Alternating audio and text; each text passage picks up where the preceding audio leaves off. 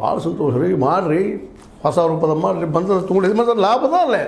ರಾಣೇಶ್ವರ ದೊಡ್ಡ factory, 4 lakh ton ಈ ಸಲ ಕಬ್ಬು ನುಡಿಸ್ತು ಮಾಡ್ತು ಅಂತ ಹೇಳಿದ್ರಿ, ಭಾಳ ಸಂತೋಷ. ಅದ್ರ ಟನ್ಗೆ 3,500 ಯಾಕೆ ಕೊಡಬಾರ್ದಪ್ಪ ನೀವು? ರೈತರ ಅನುಕೂಲ ಆಗ್ತದೆ. ಮತ್ತು ಕಾರ್ಮಿಕರ ಬಗ್ಗೆನೂ ಒಳ್ಳೆ ಮಾತು ಮಾತಾಡಿದ್ರಿ.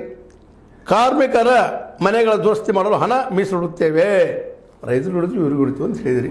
ಅದು ಅಂದಂಗೆ ಮಾಡಬೇಕು ಇಷ್ಟ. ಅದು ಮೋದಿಯವ್ರ ಮಾತಾಗಬಾರ್ದು. ಯಾಕೆಂತಂದ್ರೆ ಈಗ ನೀವು ನೋಡಿದ್ರಿ ಮೋದಿಯವ್ರು ಏನು ಮಾಡಿದಾರಂತೆ, ಆ ಮಾತಾಗಬಾರ್ದು. ನಾನು 2 ಕೋಟಿ ಉದ್ಯೋಗ ಕೊಡ್ತೀನಿ, ಇಲ್ಲ ಈ ಕಾಂಗ್ರೆಸ್ಸು ಮಾಡಿದ್ದಾರೆ, ಇವರು ಸಾಕಷ್ಟು ಆದ್ರೆ ಗ್ಯಾರಂಟಿ ಕೊಟ್ಟು ಬಂದಿದ್ದು ಸಮಾಧಾನ ಮಾಡಿದ್ದಾರೆ. Something is better than nothing ಅಂತ. ಏನೂ ಇಲ್ಲಪ್ಪ ಅನ್ನೋ ಏನೋ ಒಂದಿಷ್ಟು ಅದಪ್ಪ ಗ್ಯಾರಂಟಿ ಕೊಡ್ತಾ ಇದ್ದಾರೆ. ಬಸ್ ಹೆಣ್ಮಕ್ಳು ಆರಾಮ್ ಫ್ರೀಯಾಗಿ ಅಡ್ಡಾಡ್ತಾ ಎಲ್ಲಿ ಬೇಕಲ್ಲೇ ಕರ್ನಾಟಕ ತುಂಬ ಅವ್ನ ಅದೊಂದು ಸಮಾಧಾನಕರ ವಿಷಯ.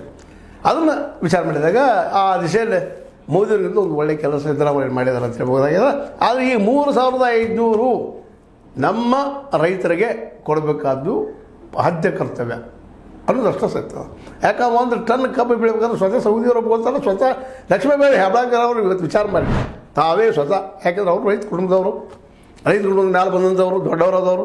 ಯಾಕೆ ರೀ 3,500 ನೀವು ಕೊಡಬಾರ್ದು? ನಿಮ್ಮ ರಾಣಿ ಶುಗರ್ಸ್ದಲ್ಲ ಅಂದಾಗ ಸರ್ ರೈತರು ಹೋಗ್ಲಾ, ಅವರು ತಂದು ಕಬ್ಬನ್ನು ಹಾಕ್ತಾರ, ಒಳ್ಳೆ ಕಬ್ಬನ್ನು ಬೆಳೆಸ್ತಾರೆ ಅವ್ರು. ಪಾಪ ಅದಕ್ಕೆ ಅದ್ರ ಗದ್ದೆ ಆಗ್ತದೆ. 3,500 ಭಾಳ ಅಲ್ಲದು, ಇನ್ನೂ 5 ರೂಪಾಯಿ ಲಾಸ್ ಅದ. ಮಿನಿಮಮ್ 400 ರೂಪಾಯಿ ಖರ್ಚು 1 ಟನ್ನಿಗೆ. ಇದು ನಾವೆಲ್ಲರೂ ತಿಳ್ಕೊಬೇಕಾಗಿದೆ. ಮತ್ತು ಇದು ಗೊತ್ತದ್ರೆ ನಮ್ಮ ಲಕ್ಷ್ಮೀಬಾಯಿ ಹೆಬ್ಬಾಳ್ಕರ್ ಅವ್ರಿಗೆ ಭಾಳ ಬುದ್ಧಿವಂತರವ್ರು. ನೋಡ್ರಿ ಇವರೆಲ್ಲ ಸತೀಶ್ ಅವರು ಬದಿಗೆ ಸೇರಿಸೋದು ನಗೆಯಿಂದ, ಪ್ರೀತಿ, ವಿಶ್ವಾಸದಿಂದ.